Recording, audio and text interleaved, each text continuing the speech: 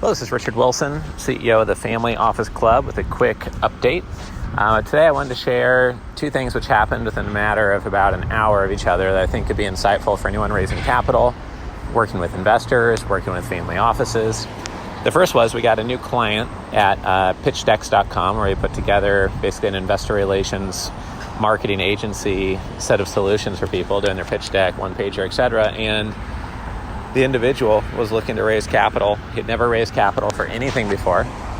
And he said that he was working on a $800 million project that he was raising capital for. But he wanted to break it down into parts, make it easier, and raise $180 million first, and then $200 million.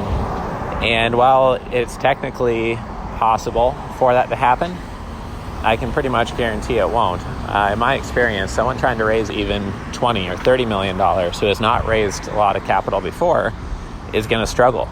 Going for $100 million when you have no experience is going to be very, very hard. We've talked about this before at our workshops and at our investor summits.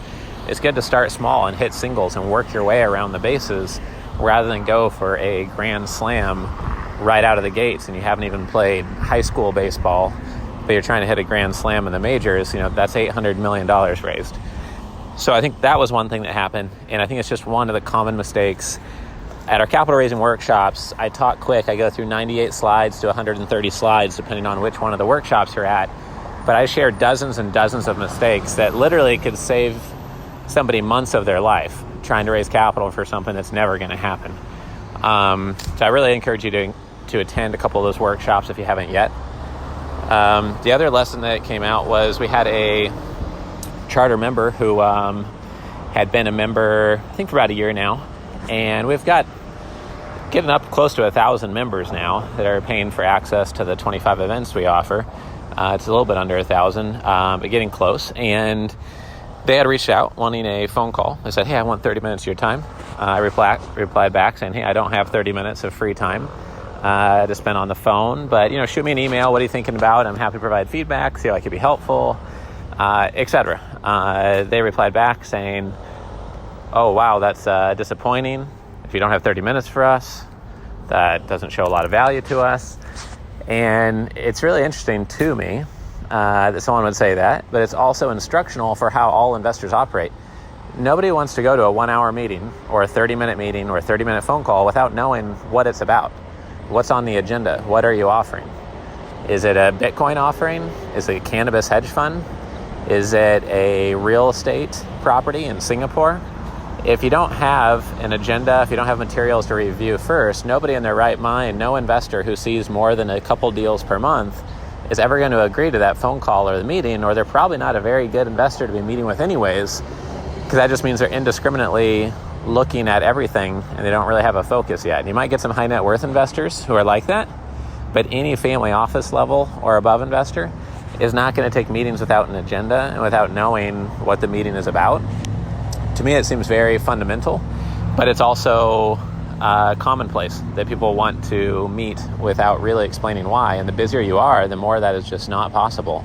The other insight that I took away from that could be taken from anyone who's working with investors is that an investor might ask you for something that's outside the scope of your services. And within reason, you want to be helpful to investors and add genuine value, but also you need to stay in your lane. If an investor has gone into one of your investment properties and you're serving him well, doing everything, keeping him informed, reporting well, but then they say, oh, well, can you also do property management for my sister's vacation home or for the office park we purchased? And you might be a self-storage property manager and self-storage investor, and now they're asking you to manage their office park, or they're asking you to do something that's outside the scope of what they signed up for. I've learned over time, the longer you're in business, the more you have to really know what to say yes and no to. Otherwise, you'll spend your whole life saying yes to things which are outside your scope of expertise, not what people signed up for, not what they're paying for. And if you're doing everything at the expectation level expected, or hopefully a little bit above, there's no need to say yes to all other requests, which is not what the person signed up for. If it's not a good fit based on the core value you're providing, then it's not a good fit, and you guys should go your separate ways. And I see that as something that is a good lesson for anyone running an operating business or an investment firm, because there's distractions all over the place when you have a large group of investors having unique requests and they're wanting a custom fee structure or a custom investment program or a favor of some type. So anyways, I just wanted to share those two insights.